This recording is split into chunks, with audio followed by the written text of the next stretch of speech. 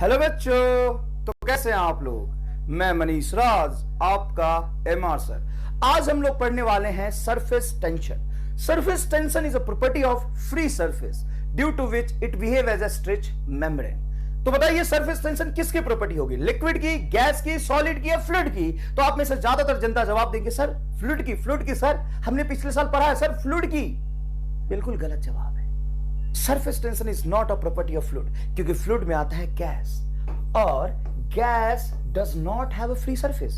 जब कंटेनर के अंदर बंद है तो उसका तो कोई फ्री सरफेस हुआ नहीं, और कंटेनर ओपन करते ही गैस फ्लो कर जाएगा। तो gas does not have a surface tension. Flowing liquid sir, flowing liquid, flowing liquid pipe के अंदर हो रहा होगा तो उसका सरफेस इनक्लोज्ड है, फ्री है नहीं। बाहर भी अगर कोई वाटर या लिक्विड फ्लो कर रहा है उसका सरफेस स्ट्रेच मेम्ब्रेन की तरह बिहेव नहीं करता। मतलब flowing liquid also does not have a surface tension.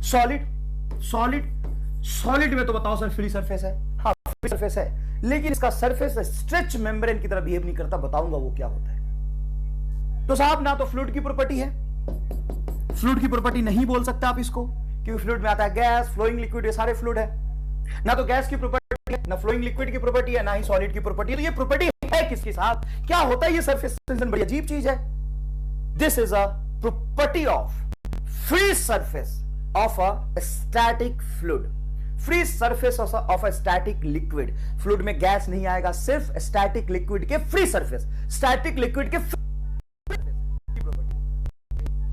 property of static fluid only, not the property of gas and flowing liquid। और वो भी static fluid के सिर्फ सरफेस पे एग्जिस्ट करती है। static fluid मान लो ये fluid है, कंटेनर पूरा भरा हुआ है, तो इसके अंदर इनसाइड static fluid के अंदर कोई सरफेस टेंशन जैसी चीज नहीं होती। नाम से पता चल रहा है सरफेस टेंशन मतलब सरफेस की प्रॉपर्टी है। किसके सरफेस की प्रॉपर्टी है? Static fluid, static liquid, static liquid, static liquid, liquid के फ्री सरफेस की ये प्रॉपर्टी है, जिसकी वजह से स्ट्रेच मेम्ब्रेन की तरह बिहेव करता है। क्या होता है स्ट्रेच मेम्ब्रेन? देखो लिक्विड का जो फ्री सरफेस है ना वो एकदम खींचा हुआ रहता है। क्यों खींचा हुआ रहता है? क्योंकि जितने भी एटम होंगे इसके सरफेस पे, सारे एटम, कोई एक एटम बना के ले लेता हूं, इसका पड़ोसी एटम इसको सरफेस के टेंजेंशियल डायरेक्शन में फोर्स लगा के इसको खींच के रखता है। देखो हर तरफ इसको फोर्स लगा के खींच के रखता है, स्ट्रेच रहता है, स्ट्रेच्ड। सर स्ट्रेच तो समझ में आ गया, स्ट्रेच नहीं होता तो कैसा होता? देख स्ट्रेच नहीं होता तो ऐसा करेगा, ये स्ट्रेच नहीं है, देख ये स्ट्रेच नहीं है। इसमें अगर नीचे वाले पोर्शन को ऐसे धक्का मार दो तो ये हो जाएगा, इसको ऐसे धक्का मार दो तो ये हो जाएगा, इसको ऐसे कर दो तो ये हो जाएगा। लेकिन स्ट्रेच मेम्ब्रेन में क्या होगा कि इसको थोड़ा भी फोर्स लगाऊंगा तो इसके पड़ोसी एटम्स इसको फिर खींच के वापस लाएंगे। देख इसको कहते हैं ये क्लॉथ, स्ट्रेच मेम्ब्रेन नहीं है, लूज मेम्ब्रेन है, ये स्ट्रेच मेम्ब्रेन होता है। सरफेस टेंशन का परफेक्ट एग्जांपल ये है कि आपने देखा होगा कि लोहे की नेल ले लो और उसको वाटर सरफेस पे बहुत आराम से रखोगे तो आयरन की डेंसिटी तो ज्यादा है वाटर की डेंसिटी से। तो जब ऑब्जेक्ट की डेंसिटी ज्यादा होता है तो सिंक कर जाना चाहिए, लेकिन वो सिंक नहीं करता है, फ्लोट करता है। हल्का से डिस्टर्ब करोगे तो सिंक कर जाएगा। आपने देखा होगा जो मक्खी होता है वो पानी के सरफेस पे आराम से बैठ सकता है। क्यों भाई? उसका डेंसिटी तो ज्यादा है वाटर की डेंसिटी से मक्खी का। तो सरफेस टेंशन एक प्रॉपर्टी आ जाती है स्टैटिक फ्लूइड के फ्री सरफेस पे। स्टैटिक फ्लूइड के फ्री सरफेस पे सरफेस टेंशन एक प्रॉपर्टी आ जाती है जिसके वजह से वो स्ट्रेच मेम्ब्रेन की तरह बिहेव करता है। जैसे मान लो तू अपने गांव गए हो युगांडा वापस, और युगांडा में दिवाली मनाई जा रही, युगांडा की नालियां बहुत गंदी हो गई है, तो तुम्हें काम दिया गया कि युगांडा की नाली साफ करो। तुम गए वहां पे देखे इतने ज्यादा मच्छर थे, उसके पूरी फैमिली बिखरी पड़ी, वहीं पे फैमिली का फैमिली पैदा हो रहा नालियों पे, नालियों के सरफेस पे। अब तुम तो इंडिया से गए, तुम्हें सिखाया गया था कि एक काम करो केरोसिन ऑयल डाल दो, सारी मक्खियां केरोसिन मर जाएगी। तुमने केरोसिन ऑयल डाल दिया तो केरोसिन ऑयल डालने से सारी मक्खियां मर गई। तो सारी मक्खी मरी कैसे? केरोसिन ऑयल पी के क्या उस जहर की तरह बिहेव करता है वो? नहीं भाई, मक्खी को तो मजा आता है केरोसिन ऑयल पी के ना, केरोसिन ऑयल पी के ना उसको एकदम मजा आ जाता है, झूम जाता है। लेकिन साथ साथ में झूमते झूमते नीचे ना केरोसिन ऑयल वाटर के सरफेस टेंशन को कम कर देता है। तो जो स्ट्रेच मेम्ब्रेन की तरह वो नाले का पानी बिहेव कर रहा था स्ट्रेच मेम्ब्रेन की तरह, अचानक से लूज मेम्ब्रेन हो जाएगा, वहां पे मक्खी डूब के मर जाता है, केरोसिन पी के नहीं मरता। डूब के मर जाता है। जैसे मान लो आप कपड़े धोते हो तो सर्फ मिलाते हैं, उसमें डिटर्जेंट मिलाते हैं, तो दो तरह का डिटर्जेंट आता है, घड़ी और एक सर्फ एक्सल। तुम कौन सा मिलाते हो, घड़ी या सर्फ एक्सल? पर हम तो सस्ते वाला मिलाते हैं, सर्फ एक्सल सर 100 रुपए किलो आता है, और घड़ी पहले इस्तेमाल करें फिर विश्वास करें 10 रुपए में 1 किलो, जाओ जी लो जिंदगी। तो सर हम 10 रुपए में 1 किलो लाते हैं, पूरे खानदान का कपड़ा धो देते हैं। बहुत सही बेटा। तो क्या फर्क है कि 10 रुपए में 1 किलो मिल जाता है घड़ी, और सर्फ एक्सल 100 रुपए में 1 किलो मिलता है।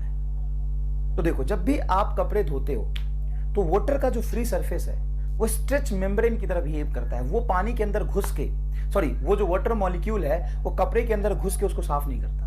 तो आप जैसे डिटर्जेंट मिलाते हो, डिटर्जेंट उसका सरफेस टेंशन कम कर देता है, और जैसे सरफेस टेंशन कम करता है उसका जो स्ट्रेच मेम्ब्रेन की बिहेवियर वो लूज पड़ जाता है। और ये जो सरफेस टेंशन जो भी प्रॉपर्टी है होती किसकी वजह से?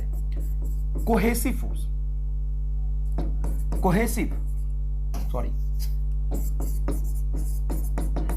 फोर्स की वजह से होती है। Cohesive force is attractive force between same molecule. जैसे वाटर, सॉलिड, लिक्विड के मॉलिक्यूल के बीच में जो फोर्स लगता है उसे हम कहते हैं cohesive force. Adhesive force is also attractive but between the different atom या डिफरेंट मॉलिक्यूल। सॉलिड और लिक्विड के बीच में अट्रैक्टिव फोर्स, सॉलिड लिक्विड के बीच में जो अट्रैक्टिव फोर्स लगता होता है एडहेसिव, लिक्विड में कोहेसिव। सॉलिड के बीच में, सेम एटम के मॉलिक्यूल के बीच में जो अट्रैक्टिव फोर्स लगता है उसको हम कहते हैं कोहेसिव। दोनों ही अट्रैक्टिव होता है, कोहेसिव और एडहेसिव। तो सुनिएगा ध्यान से प्लीज। जैसे आपने सुना होगा Fevicol is a best adhesive, मतलब फेविकॉल दो डिफरेंट एटम के मॉलिक्यूल को जोड़ देता है। Fevicol is a best adhesive, दो डिफरेंट, कपड़े को तुम्हारे हाथ से चिपका देगा फेविकॉल, तो ये दो डिफरेंट एटम को जोड़ने के काम में आता है। तो एडहेसिव फोर्स हो गया। ठीक है सर, ये तो समझ आता है। तो जैसे डिटर्जेंट मिलाते हो तो डिटर्जेंट वाटर के सरफेस टेंशन को कम कर देता है। जब तुम कोटा से घर जाते होगे महीने 2 महीने में, वहां पे घर वाले तुम्हारे कपड़े को पहले गर्म पानी करते हैं और फिर उसमें अच्छा डिटर्जेंट मिलाते हैं, फिर धोते हैं। क्यों भाई? क्योंकि वाटर को जैसे बॉयल करोगे तो उसके सरफेस टेंशन की जो प्रॉपर्टी है ना वो धीरे धीरे लूज कर देता है, तो उसका स्ट्रेच मेम्ब्रेन का जो बिहेवियर है वो डिक्रीज कर जाता है। देखिएगा ध्यान से, surface tension is inversely proportional to temperature. कैसे?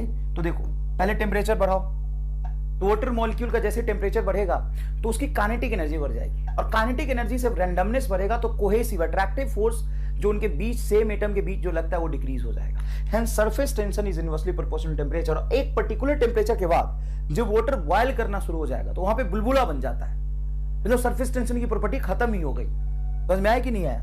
अब यहां पे एम्स में एक सवाल पूछ लिया था कि सरफेस टेंशन वर्सेस टेम्परेचर का ग्राफ बनाओ फॉर वाटर। तो ये आपको याद रखना है कि लीनियरली डिक्रीज करता है और एक क्रिटिकल टेम्परेचर पे जाके सरफेस टेंशन की वैल्यू क्या हो जाती है? 0। ये सिर्फ और सिर्फ किसके लिए बना है? वाटर के लिए। और ये क्योंकि ये क्रिटिकल टेम्परेचर अलग अलग लिक्विड के लिए अलग अलग होगा, अलग अलग लिक्विड के लिए अलग अलग होगा। समझ में आया कि नहीं है? अब देखो, ये कहता है कि the surface tension rises due to intermolecular cohesive force. ये तो कह रहा है इंटरमॉलिक्यूलर, सेम एटम के बीच में जो अट्रैक्टिव फोर्स लगता है उसके वजह से ये डिफाइन होता है। It is a surface tension due to which the surface of a liquid tends to contract and occupy the minimum surface area. Occupy minimum surface area. Living और नॉन लिविंग थिंग्स, दुनिया में जितने भी चीजें हैं वो अपनी एनर्जी को कम करनी चाहती है, और एनर्जी को कम करके सरफेस एरिया कम करके एनर्जी कम होता है। वो कैसे मैं अभी बताऊंगा। तो देखते होंगे कि वाटर का जो ड्रॉपलेट है, बारिश में जो वाटर ड्रॉपलेट नीचे गिरता है वो स्फेरिकल फॉर्म में होता है। क्यूबिकल फॉर्म में, सिलेंड्रिकल फॉर्म में भी तो वाटर आ सकता था, नहीं। तो सेम वॉल्यूम के लिए स्फेयर का एरिया सबसे मिनिमम होता है। तो जो लिक्विड होता है खुद से स्फेरिकल शेप में रहना चाहता है। क्यों? क्योंकि सरफेस टेंशन की प्रॉपर्टी की वजह से वो कॉन्ट्रैक्ट होता है। ठीक है, the surface tension acts along the tangent to the surface. ये भी बता रहा था, tangent to the surface, tangential direction में देखो फोर्स लग रहा है, tangent to the surface, tangent to the surface, and it is measured by the normal force per unit length on an imaginary line drawn in the plane of a liquid surface acting at right angle to the line. समझ आया क्या? नहीं, चलो कोई बात नहीं। देखो इधर समझना नहीं था ज्यादा। देखो मान लो ये स्टैटिक लिक्विड का फ्री सरफेस है, free surface of static liquid. Okay, यहां पे कोई इमेजिनरी लाइन ड्रॉ कर लेता हूं मैं ऐसा।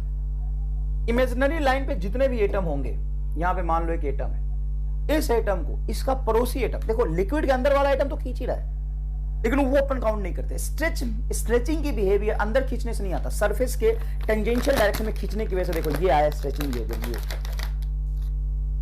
तो इसका जो पड़ोसी एटम है यहां पे, ये इसको अपनी तरफ खींच रहा एक फोर्स एफ से, ये अपनी तरफ खींच रहा, मतलब यहां पे जो एटम होगा इस एटम को ये अपनी तरफ खींच रहा, इस एटम को ये अपनी तरफ खींच रहा, इस एटम को अपनी तरफ खींच रहा। तो हालांकि फोर्स तो सारे डायरेक्शन में लग रहा है, लेकिन अपने को तो डिफाइन करना था ना इस फोर्स के कि अगर अपन कोई लाइन ड्रॉ करें तो लाइन से एग्जैक्टली परपेंडिकुलर डायरेक्शन में ये वाला एटम इसको इस डायरेक्शन में खींच रहा होगा, इस डायरेक्शन में खींच रहा होगा। तो इसको डिफाइन करते हैं, मान लो इसका लेंथ एल है, तो टोटल फोर्स, नेट फोर्स इस पे लगा एफ, नेट फोर्स कितना लगा एफ, और कितने लेंथ पे लगा एल लेंथ में। तो इस लाइन के परपेंडिकुलर डायरेक्शन में टोटल फोर्स लगा F divided by total length L is defined as surface tension. Force on a unit length, तुम्हारी मर्जी, तुम डिफाइन कर दो, हम तो डिफाइन करेंगे sir force on area. Sir हमें तो एरिया में डिफाइन करना है। सर यहाँ पे ये एटम जो था ये भी तो अपनी तरफ खींच रहा था, यहाँ पे भी तो एटम होगा। एकदम ईमानदारी से बात करो, सारी बात करो, फॉर्मूला बता के नहीं भागूंगा मैं, पूरा फील करा के मैं जाऊंगा। सरफेस टेंशन ऐसी चीज है, सवाल बच्चा कर लेता है लेकिन उसको महसूस नहीं कर पाता। ध्यान से देखना, मान लो यहाँ पे एक एटम था, इस लाइन पे ये एटम था, तो यहां वाला एटम तो अपनी तरफ खींच रहा है, यहां वाला एटम भी अपनी तरफ खींच रहा है, यहां वाला एटम भी अपनी तरफ खींच रहा है। तो हम ये परपेंडिकुलर लेंथ पे क्यों डिफाइन करते हैं? परपेंडिकुलर लेंथ पे इसलिए डिफाइन करते हैं कि हमें एक यूनिट लेंथ में कितने डायरेक्शन में, एक यूनिट लेंथ में कितना फोर्स लगा वो हमें चाहिए। क्यों चाहिए? तो देखो, मान लो कि यहां पर एक रिंग है और रिंग को फ्री सरफेस के लिक्विड में रख दो, या रॉड को रख दो, देखो ये फ्री सरफेस है, लिक्विड का फ्री सरफेस, ऊपर से देख रहे हो, है तो हॉरिजॉन्टल, ऊपर से देख रहे हो। यहां पे एक रॉड रख दिया मैंने, रॉड का मास है m। अब क्या होगा कि रॉड जहां पे आया वो अपने लेंथ पे, फ्री सरफेस पे जैसे ही मैं रखूंगा तो अपने लेंथ पे सारे लिक्विड मॉलिक्यूल को नीचे चिपका देगा, ऐसे हो जाएगा सरफेस। देखो थोड़ा सा तो नीचे जाएगा ना, तो एक्जैक्टली वो लिक्विड का ड्रॉप फ्री सरफेस पे, वो उस लिक्विड के ड्रॉप के बारे में सोचो जो पेन के लेंथ के जस्ट नीचे आ गया। सर वो तो इससे, इसके वेट की वजह से नीचे कंप्रेस हो जाएगा। हाँ, तो एक्जैक्टली इसके नीचे जो एटम आया, यहाँ पे एक एटम यहाँ आया, यहाँ आया, ये सारा नीचे कंप्रेस हो गया है। हाँ सर, नीचे कंप्रेस हो गया है। और जस्ट इसके पड़ोसी वाला जो एटम होगा वो यहां होगा। अब अपने वेट की वजह से जैसे ही नीचे जाएगा तो रॉड पे सरफेस टेंशन का फोर्स नहीं लगता। मेरी बात सुनिएगा ध्यान से, रॉड पे सरफेस टेंशन का फोर्स नहीं लगता। इस एटम को इस बात का दुख है कि उसका पड़ोसी इस रॉड के चक्कर में नीचे दब गया, तो ये क्या करता है, अपनी तरफ इसको खींचता है, टानता है टी फोर्स से। मान लो यहाँ पे एफ फोर्स इसको अपनी तरफ खींच रहा है बाहर की तरफ। सर ये ऊपर की तरफ खींचेगा क्या? अपवर्ड डायरेक्शन में लाएगा, अपवर्ड। ये हॉरिजॉन्टल सरफेस है, तो सर हॉरिजॉन्टल सरफेस पे टेंजेंशियल डायरेक्शन में लगना चाहिए, आप अपवर्ड कैसे बता रहे हो? तो इमेजिन करो बेटा, ये है तुम्हारा फ्री सरफेस का फ्री सरफेस, और यहां पे ये पेन के जस्ट नीचे वाला मॉलिक्यूल नीचे दब गया, तो इसका जो पड़ोसी होगा माइक्रोस्कोपिक फॉर्म में देखोगे तो तुमको ऐसा दिखेगा, एकदम यहां पे माइक्रोस्कोपिक फॉर्म में देखोगे तो। मैं ये नहीं कह रहा कि पूरा सरफेस वर्टिकल हो जाएगा, ये तो सरफेस हॉरिजॉन्टल ही रहेगा, लेकिन जस्ट पेन के नीचे जो मॉलिक्यूल दबा है उसका पड़ोसी मॉलिक्यूल देखोगे तो तुमको ऐसा नहीं लगेगा कि थोड़ा सा ऊपर है, तो इसको खींचेगा, इस एटम को ऊपर खींच रहा, इस एटम को ये पड़ोसी मॉलिक्यूल इधर खींच रहा, इधर खींच रहा, इधर खींच रहा, इधर खींच रहा, इधर खींच रहा, इधर खींच रहा, इधर खींच रहा, और ये वाला पड़ोसी मॉलिक्यूल इधर खींचेगा, ये वाला पड़ोसी मॉलिक्यूल इधर खींचेगा। तो इस लाइन पे इसके परपेंडिकुलर डायरेक्शन में इधर से लगा टोटल फोर्स एफ, मान लो इधर से भी लगा टोटल फोर्स एफ ऊपर की तरफ। नेट फोर्स कैसे लगा? ऊपर की तरफ। और नीचे मान लो mg, तो FBD अगर रॉड का बनाओगे तो इसको एक पॉइंट से रिप्रेजेंट करोगे, नीचे की तरफ लाएगा इस पे mg, और ऊपर की तरफ एक यूनिट लेंथ में जो फोर्स लगता है उसको कहते हैं हम सरफेस टेंशन। सरफेस टेंशन कैसे डिफाइन किया था? फोर्स अपॉन लेंथ, ये होगा न्यूटन पर मीटर। एक यूनिट लेंथ पे टेंजेंशियल डायरेक्शन में परपेंडिकुलर डायरेक्शन में कितने फोर्स लगे थे? S। तो एक लेंथ L से एक यहां पे यहां से यहां तक लेंथ हो गया L, और यहां से यहां तक भी लेंथ है L, डब दोनों तरफ लग रहा है। अरे भाई ये मॉलिक्यूल जब नीचे गया था तो ये पड़ोसी और ये पड़ोसी दोनों मिलकर ऊपर खींच रहे थे इसको कि वाह भाई कहां जा रहे हैं हम, साथ साथ रहेंगे। स्ट्रेच मेम्ब्रेन तो इसे कहते हैं ना कि आप इसको स्ट्रेच मेम्ब्रेन की वजह से थोड़ा सा कंप्रेस करके छोड़ोगे फिर सीधा हो जाएगा।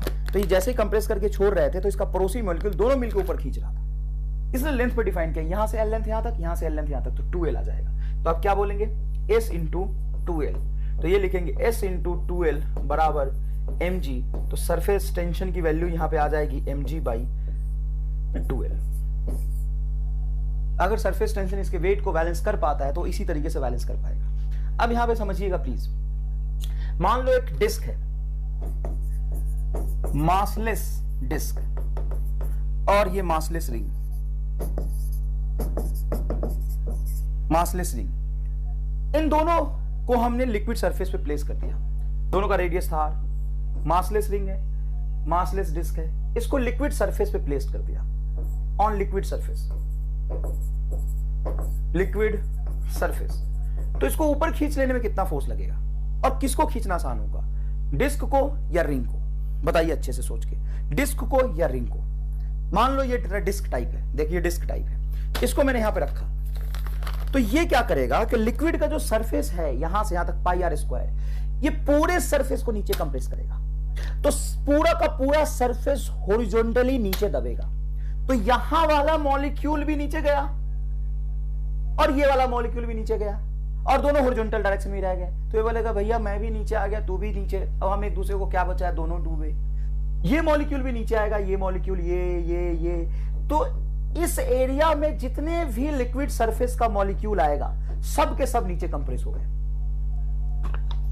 तुम यहां पे रॉड के नीचे जो आया था वो रॉड के जस्ट नीचे जो सरफेस का मॉलिक्यूल आया था वो नीचे दबा था, तो इसका पड़ोसी इधर से और इधर से दोनों मिलकर ऊपर टान लिया था। यहां पे देखोगे तो ये सारे मॉलिक्यूल जो इसके सरकमफ्रेंस पे आएंगे वो नीचे जाएगा, और इधर एरिया में जितने पाई आर स्क्वायर एरिया में मॉलिक्यूल है वो सारे के सारे नीचे कंप्रेस हो जाएंगे। तुम फील करो ना इसको, ये लिक्विड सरफेस है और तुम यहां पे रख दिए डिस्क और कंप्रेस कर दिया, तो ये सारा का सारा लिक्विड सरफेस अंदर गया। हाँ, लेकिन जस्ट इधर वाला, ये वाला लिक्विड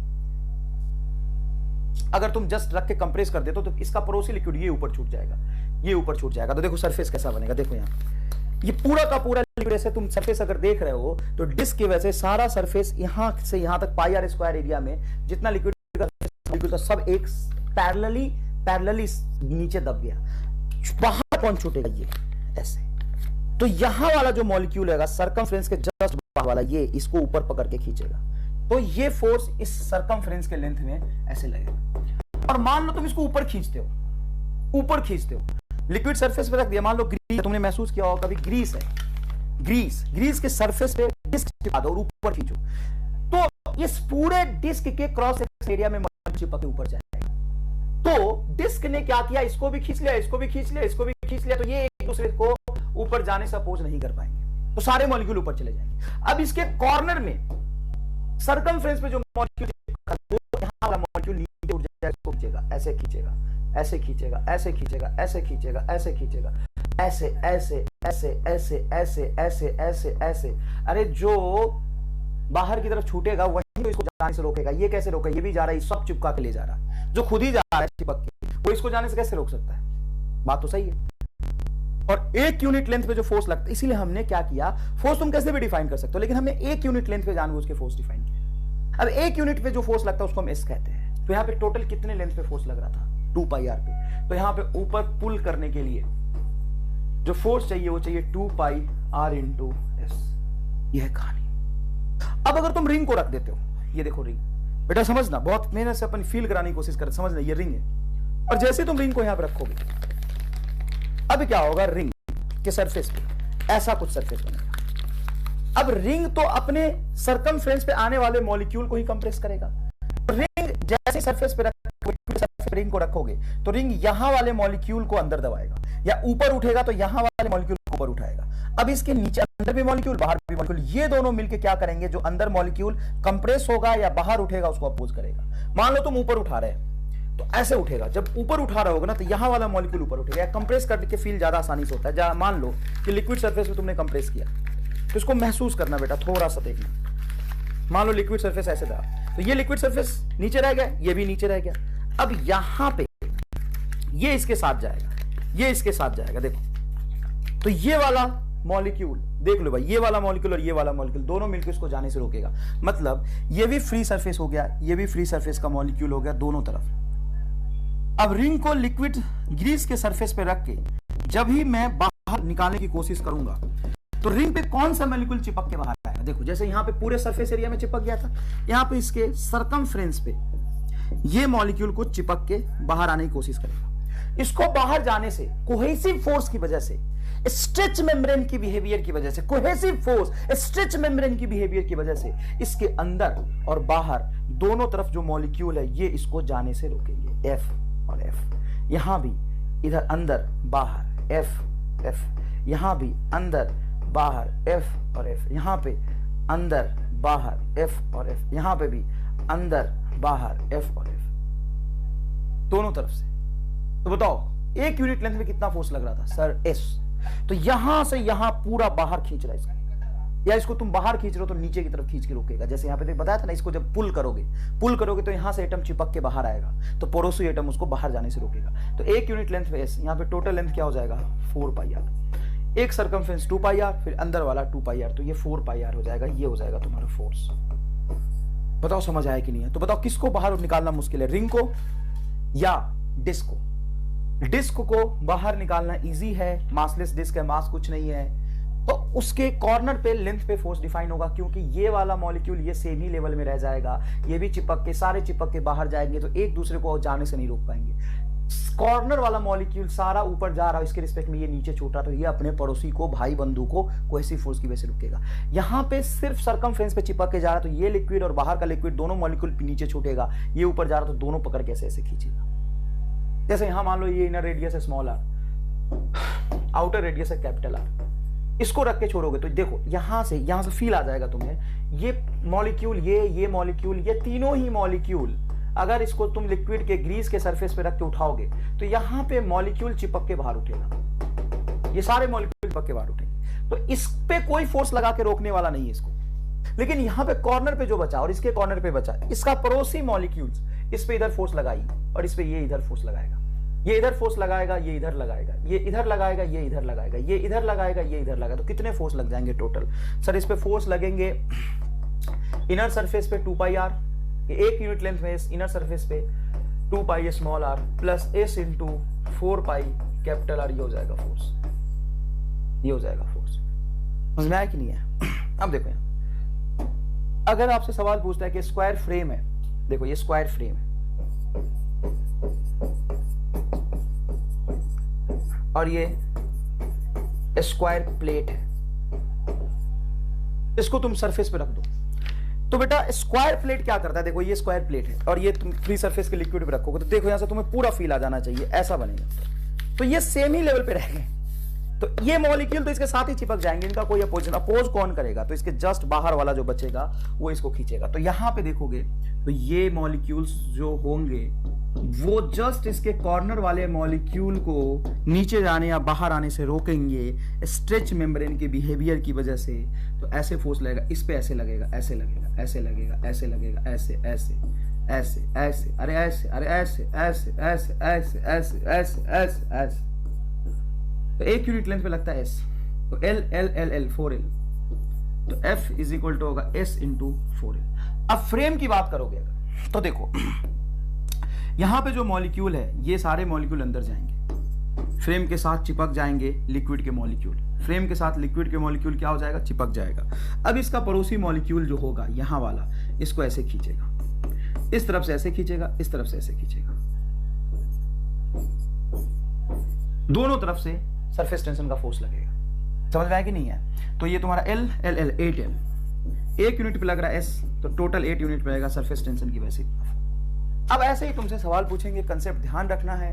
मैं चाहता तो डायरेक्ट भी रटा सकता था लेकिन फील करा दिया तुम्हें। Square wire frame, square wire of frame, तो टोटल लेंथ कितने हो जाएंगे जिसमें फोर्स लगेगा 8L, तो 8L इंटू सरफेस टेंशन तुम्हारा T दिया हुआ है, टोटल फोर्स हो जाएगा 8TL। सवाल पढ़ लो, आंसर आ जाएगा, कोई खास बात नहीं। आगे देखो बेटा,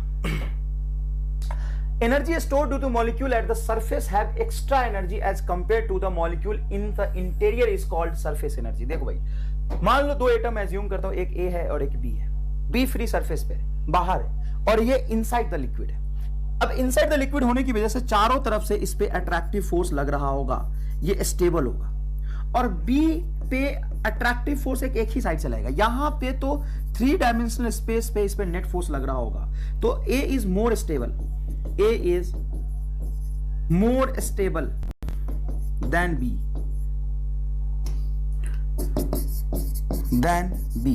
A is more stable than B. A ज्यादा स्टेबल है B के कंपेयर में. क्यों भाई? क्योंकि A लिक्विड के अंदर है, चारों तरफ से नेट फोर्स उस पे 0 लग रहा है. यहां पे देखोगे तो B पे मोर स्टेबल देन बी कम स्टेबल है, क्योंकि इस पे नीचे इतना ही फोर्स लग रहा है, ऊपर तो लिक्विड है नहीं फोर्स लगाने वाला. अच्छा एक बात बताओ, अगर तुम बाहर निकालना चाहते हो तो किसको बाहर निकालना आसान होगा? अंदर जाकर इस एटम को बाहर निकालना आसान होगा कि इस एटम को बाहर निकालना आसान होगा? सर बी को बाहर निकालना आसान होगा. तो बी लेस स्टेबल है, बी के पास एनर्जी ज्यादा होगी.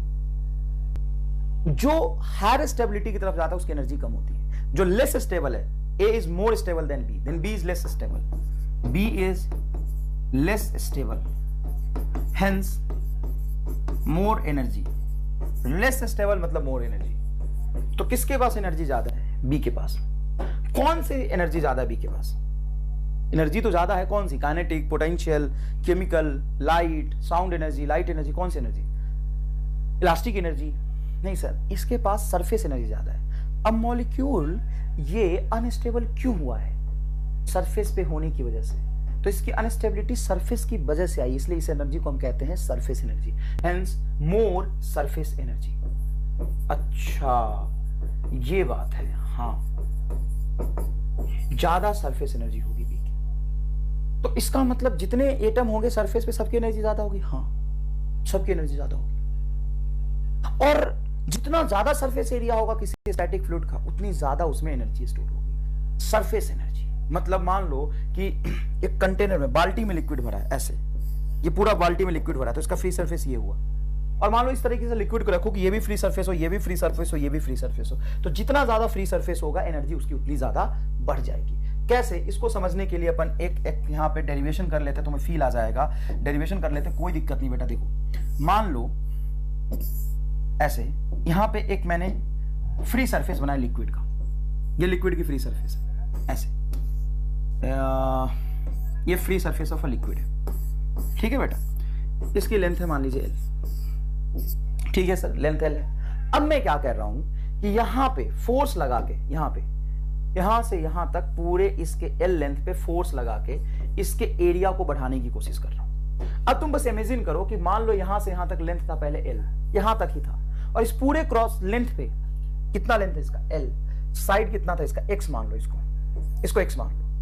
तो इसकी टोटल एरिया कितनी रही होगी? L into x. अब मैं यहां पे F फोर्स लगा के इसको यहां से खींच के यहां तक ले आया, डेल्टा एक्स लेंथ ले आया.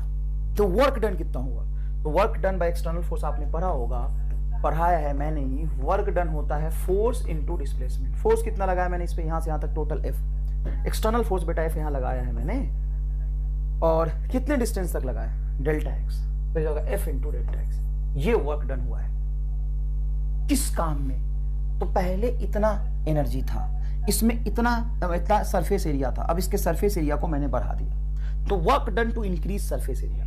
Work done to increase surface area. Surface area को इंक्रीज करने में इतना वर्क डन हुआ है. ठीक है सर, ये कहां जाएगा work done? Stored in a surface energy. Stored in a surface energy. अगर आप सरफेस एरिया को बढ़ा देते हो, इसका मतलब आपने सरफेस एनर्जी बढ़ा दिया, क्योंकि सरफेस एरिया बढ़ गया मतलब जो सरफेस पे एटम थे उनके नंबर बढ़ गए, और जितने ज्यादा एटम होंगे सरफेस पे उसकी सरफेस एनर्जी उतनी ज्यादा बढ़ी. तो मैंने वर्क किया, कितना किया? फोर्स इंटू डिस्प्लेसमेंट वर्क किया. ये सारा वर्क कहां गया? सरफेस एनर्जी में. कितना सरफेस एनर्जी स्टोर हुआ? तो surface energy delta E, extra area में बढ़ाने में F इंटू डेल्टा एक्स. ये इक्वेशन है. और सर हम जानते हैं कि सरफेस टेंशन होता है फोर्स पर यूनिट लेंथ. तो यहां पे टोटल फोर्स में कितना लगा रहा था? सर टोटल फोर्स आप लगाया था F, कितने लेंथ पे? L लेंथ पे. तो यहां पे टोटल फोर्स लगा था F कितने लेंथ पे? L लेंथ पे. तो फोर्स को लिख सकता हूं S इंटू L. तो यहां पे आ जाएगा delta E is equal to, force को क्या लिख सकता हूं? SL, S into L into delta X. L into delta X क्या हो जाएगा, ये पूरा लेंथ एल, ये देखना भाई लेंथ यहां से एल और ये डेल्टा एक्स, तो एल इंटू डेल्टा एक्स आ जाएगा आपका delta A, S into delta A. ये एक्स्ट्रा एनर्जी स्टोर हुआ है, extra energy due to surface tension into delta A, extra area create करने में। एक्स्ट्रा एरिया बढ़ेगा तो surface tension into extra area हो जाएगा टोटल स्टोर्ड एनर्जी। इसका मतलब ये हुआ कि सरफेस टेंशन को रहने देता हूं, डेल्टा ए को यहां ले आता हूं, तो सरफेस टेंशन हो जाएगा आपका delta E by delta A. मतलब सरफेस टेंशन की नई डेफिनेशन आ गई, energy per unit area, energy per unit area. एक यूनिट एरिया में जितनी एनर्जी स्टोर होती है उसको कहते हैं सरफेस टेंशन। सर अभी अभी तो आपने बताया था सरफेस टेंशन होता है फोर्स पर यूनिट लेंथ, हाँ फोर्स पर यूनिट लेंथ, एक यूनिट लेंथ पे जितना फोर्स लगता है उसको सरफेस टेंशन कहते हैं। और एनर्जी पर यूनिट एरिया, एक ई एनर्जी, टोटल एनर्जी ई है ए एरिया में, तो एक यूनिट एरिया में जो एनर्जी स्टोर होगी उसको भी हम सरफेस टेंशन ही कहते हैं। तो सरफेस टेंशन का 2 यूनिट आ जाएगा आपका, न्यूटन बाई मीटर या जूल मीटर स्क्वायर, कुछ भी लिखो चलेगा। समझ में आया कि नहीं है? तो यूनिट लेंथ पे लगने वाला फोर्स इज सरफेस टेंशन। एक यूनिट लेंथ पे जितना फोर्स लगता है उसको हम सरफेस टेंशन कहते हैं, और एक यूनिट एरिया में जितनी एनर्जी स्टोर करती है उसको भी हम सरफेस टेंशन ही कहते हैं। Surface tension total energy store in total area. ये देखो, soap helps in cleaning the cloth because it decreases the surface tension of water. कोई खास बात नहीं, decreases the surface tension of water. अच्छा मान लो एक स्फीयर है, लिक्विड ड्रॉप है, उसका सरफेस टेंशन एस है, मतलब आपको सरफेस टेंशन दिया होगा।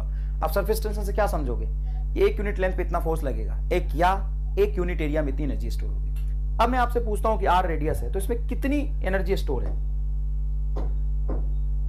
आर रेडियस है, मैं आपसे पूछूं इसमें आर रेडियस है इसका, तो कितनी एनर्जी स्टोर है? Surface energy. तो आप बोलेंगे सर सरफेस एनर्जी मतलब S is the energy per unit area, एक यूनिट एरिया में एस एनर्जी स्टोर है, और इसका टोटल सरफेस हो जाएगा 4 पाई आर स्क्वायर, तो S into 4 pi are square, एकदम सही बताया। अगर ये सोप बबल होता, सोप बबल, तो सोप बबल में क्या होता है कि उसका फ्री सरफेस बाहर भी होता है और अंदर भी होता है। कभी मेले गए हो, मेला में जाते हैं ना, तो एक खरीदते हैं ऐसा सीडी टाइप का, उसमें फूकते हैं तो सोप बबल बाहर निकलता है, बबल टाइप, तो उसके अंदर भी है और बाहर भी है, तो दोनों तरफ फ्री सरफेस है, तो दोनों तरफ स्ट्रेचिंग बिहेवियर है, तो दोनों तरफ एनर्जी स्टोर होगी। जितना ज्यादा सरफेस एरिया उतनी ज्यादा एनर्जी। अगर अपन देखें सोप बबल है आर रेडियस का, तो उसमें जो एनर्जी स्टोर होगी सरफेस एनर्जी वो डबल होगी। तो सरफेस एनर्जी दोनों तरफ फ्री सरफेस है, surface tension is a property of free surface, तो ये हो जाएगा 2s into 4 pi are square. देखो इधर, on increasing the temperature of liquid it surface tension gradually decreases. Surface tension gradually क्या होता है? डिक्रीज हो जाता है। नेक्स्ट देखिए, the radius of a soap bubble is r, the surface tension of soap solution is S. वो कहेगा तुमसे सरफेस टेंशन, तुम समझना force acting on a unit length और energy on a unit area. वो कहेगा सरफेस टेंशन, तुम समझना force on a unit length. Surface tension अब फील तो कर लो बेटा आप कम से कम। वो कहेगा सरफेस टेंशन है ये एस, तुम कहना कि फोर्स ऑन यूनिट लेंथ और एनर्जी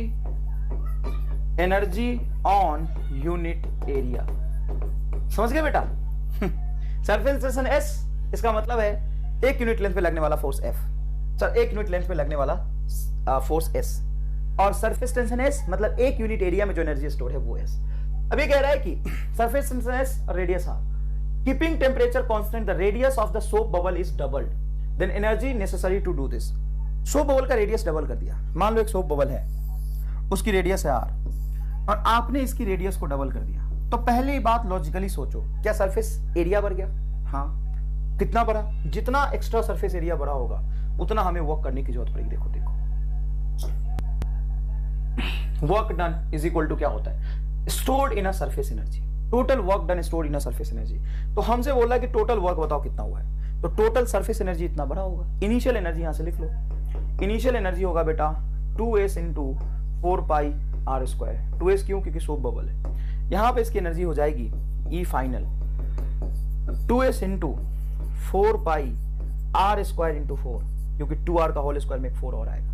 तो यहां से जब इसको सब्ट्रैक्ट करोगे तो ये आ जाना चाहिए 4 मल्टीप्लाई 4 16, 16 मल्टीप्लाई 2 32, 32 में से 8 सब्ट्रैक्ट कर दो, 24 आ जाए। तो टोटल सरफेस एनर्जी का जो डिफरेंस आया, कहां से आया सरफेस एनर्जी? सोप बबल का एरिया बढ़ा दोगे तो इसमें एक्स्ट्रा सरफेस एनर्जी आया, कहां है? वर्क किया है, वही वर्क एनर्जी में स्टोर हुआ है। तो टोटल एनर्जी का difference is equal to work done. कोई खास बात नहीं है इसमें।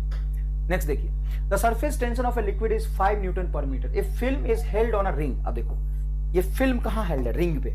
रिंग पे फिल्म बन रहा है, ये मतलब यहां पे बन रहा है फिल्म, देखो ऐसे एक रिंग पे बना है ये फिल्म। तो फिल्म का मतलब होता है इसका 2 double sided free surface area होगा। जब फिल्म बोलेगा ना, फिल्म लिखा हो, film 2 side free surface, free surface, दोनों तरफ इसका फ्री सरफेस होगा। और ये कह रहा सरफेस टेंशन इतना है।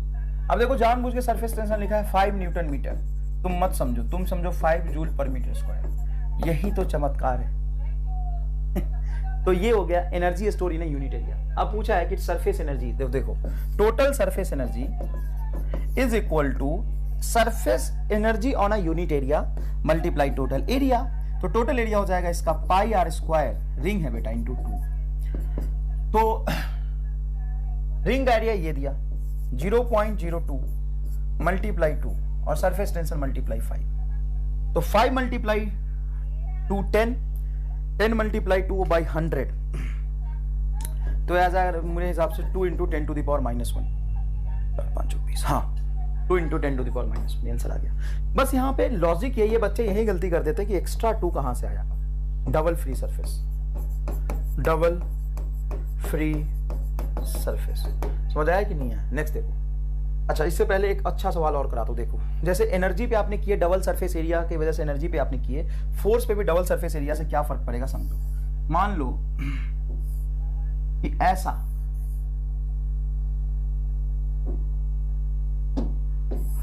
एक थिन फिल्म बन रहा, ऐसा एक थिन फिल्म बन रहा बेटा, देखो ऐसा, ये थिन फिल्म है वायर में, है ना, यू शेप का वायर है जिसमें थिन फिल्म बना है, इसका सरफेस टेंशन है S। अब यहां से क्या कर दिया मैंने, एक सपोर्ट लगा के ऐसे इससे हैंग कर दिया मैंने M मास का एक ऑब्जेक्ट, और ये M मास का object is at equilibrium, at equilibrium. इसका लेंथ है L, तो इसकी सरफेस टेंशन बताइए क्या होगी? थिन फिल्म है, ये याद रखिएगा, थिन फिल्म है।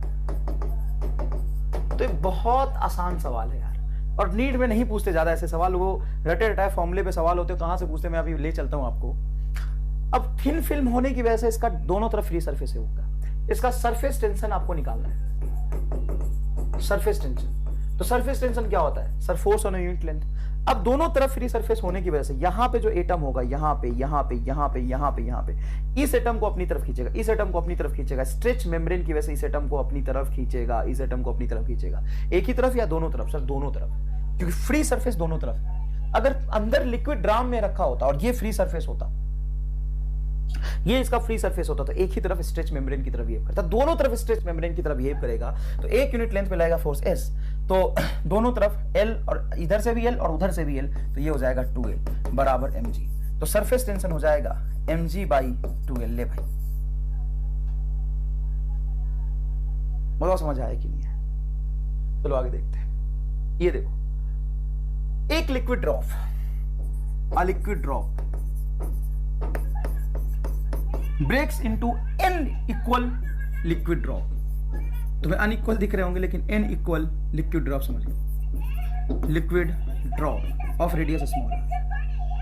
एक बड़ा वाला लिक्विड ड्रॉप अगर बहुत छोटे छोटे लिक्विड ड्रॉप में टूट जाता है, तो इसमें एनर्जी एब्जॉर्ब होगा या रिलीज होगा, इसमें वर्क करना पड़ेगा कि खुद से खुद टूट जाएगा। बताओ, एक लिक्विड ड्रॉप है बहुत बड़ा, बहुत सारे छोटे छोटे ड्रॉप में वो खुद टूटेगा कि हमें तोड़ना पड़ेगा, एनर्जी रिलीज होगा या एनर्जी एब्जॉर्ब होगा।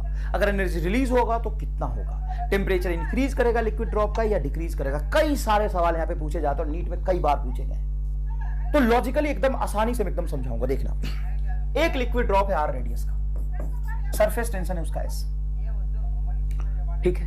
अब टूट के बहुत सारे छोटे छोटे लिक्विड ड्रॉप बन गए, तो इसका वॉल्यूम कांस्टेंट है या इंक्रीज किया? वॉल्यूम, सर वॉल्यूम मतलब लिक्विड ड्रॉप का नेट मास, एक लिक्विड ड्रॉप का छोटे छोटे सारे का नेट मास देखूंगा तो उतना ही होगा, नेट मास सेम और डेंसिटी वही रहेगी, मतलब वॉल्यूम इसका कांस्टेंट रहेगा। अरे नेट इसका वॉल्यूम और इसका वॉल्यूम कांस्टेंट रहेगा, तो इसका रेडियस कैपिटल आर और इसका रेडियस स्मॉल आर में रिलेशन निकाल सकते हैं, मैंने निकाला भी था, वॉल्यूम कांस्टेंट रखे स्मॉल आर इक्वल टू हो जाएगा n का पावर 1/3 इंटू कैपिटल आर। याद है? अरे है कि नहीं है याद, ये बता। हाँ सर है, गलत है, फिर यही तो बताया था सर। अबे रामलाल एक बात बता, कि कैपिटल आर बड़ा रेडियस है, उसमें इनसे मल्टीप्लाई करके छोटा बना देगा उसको, मूर्ख, डिवाइड कर। अरे सर आपने मल्टीप्लाई किया था तो मैंने ऐसे किया होगा, capital R is equal to n का power 1/3 into small R, volume equal करके देख लीजिए, यही आएगा रिलेशन। तो कुछ चीजें लॉजिकली हमें याद रखनी चाहिए। नेक्स्ट देखिए, अब सर यहां पे आप ये बताओ कि एरिया क्या होगा, सरफेस एरिया क्या होगा। तो देखो, मान लो एक बहुत बड़ा लड्डू है, बहुत बड़ा लड्डू है, मैं तुम में से बहुत सारे लोगों को बोला कि एक काम करो, इस लड्डू को ना तोड़ के अपने में बांट लो। तो रामलाल गया, यहां से लड्डू तोड़ा, तो पहले एक बड़े लड्डू का सरफेस ये था बस, और यहां पे छोटा सा लड्डू तोड़ के लाओगे तो एक लड्डू का फ्री सरफेस एरिया तो ये पूरा हो गया। अब रामलाल दूसरा भी लड्डू तोड़ लिया, तीसरा भी तोड़ लिया, चौथा भी तोड़ लिया, बबीता के लिए भी रामलाल लड्डू ले गया, सबके लिए लड्डू ले गया, यहां से भी लड्डू टूटा। तो अब फ्री सरफेस में सिर्फ बाहर वाला फ्री सरफेस काउंट हो रहा था, इसके वजह से टोटल एनर्जी स्टोर था, अंदर में ये इनक्लोज्ड एरिया था। अब ये टूटने के बाद ये भी फ्री, ये भी फ्री सरफेस में काउंट होगा, ये सब फ्री सरफेस में काउंट होगा। अरे हाँ सर देखो ना, टूटने के बाद ये सारे फ्री सरफेस में काउंट हो गए। ऐसा है कि इतना बड़ा था, इसमें ऐसे ऐसे टूट गया, तो छोटा छोटा ड्रॉप ऐसे ही बनेगा ना। तो ये जो सारे फ्री सरफेस थे उस ड्रॉप में तो काउंट होगा, ये भी ड्रॉप टूटा तो इसके भी तो ये फ्री सरफेस हो जाएंगे जब अलग होगा। तो एरिया बढ़ा कि घटा, ये बताओ सर। एरिया बढ़ा सर, समझ आया सर, एरिया बढ़ा। अगर एरिया बढ़ा तो सरफेस एनर्जी बढ़ेगा, क्योंकि surface energy is the energy due to free surface. Free surface बढ़ गया मतलब सरफेस एनर्जी बढ़ जाएगा, सरफेस एनर्जी बढ़ गया तो मतलब ये एनर्जी एब्जॉर्ब करेगा, एनर्जी एब्जॉर्ब करेगा, एनर्जी एब्जॉर्ब होगा। अरे भाई कहां से बढ़ा, पहले था मान लो 10 जूल, अब है 15 जूल, तो कहां से आया 5 जूल? एब्जॉर्ब करा ना सिस्टम ने। अरे सरफेस एनर्जी इसने बढ़ा ली, पैदा कर लिया क्या एनर्जी? एनर्जी पैदा हो सकता है क्या? नहीं सर, पैदा कहां से हो जाएगा, एनर्जी कंजर्व होता है। तो सरफेस एनर्जी पहले इसका कम था, सरफेस एरिया बढ़ने से सरफेस एनर्जी बढ़ गया, तो कहां से आया सर? एब्जॉर्ब किया। या आप वर्क डन करेंगे तो ये जो एनर्जी एब्जॉर्ब है ना, ये दो तरीके से होगी। ये सिस्टम को जो सरफेस के फॉर्म में एनर्जी मिले, दो तरह से मिलेगी, या तो हम वर्क करके देंगे, या ये हीट से सरफेस एनर्जी में कन्वर्ट होगा। Heat to surface energy, heat to surface energy, मतलब हीट सरफेस एनर्जी में कन्वर्ट हो गया। आसपास में जो थर्मल एनर्जी था वो सरफेस एनर्जी में कन्वर्ट हो गया। तो यहां पे टेम्परेचर क्या होगा? फाइनल एनर्जी बची है वो होगा तुम्हारा 4 पाई SR²। हाँ, एक ड्रॉप बना है ना, to work done to break. नहीं, यहां पे जब बहुत सारे लिक्विड ड्रॉप्स, छोटे छोटे लिक्विड ड्रॉप्स एक ड्रॉप में कन्वर्ट हो जाए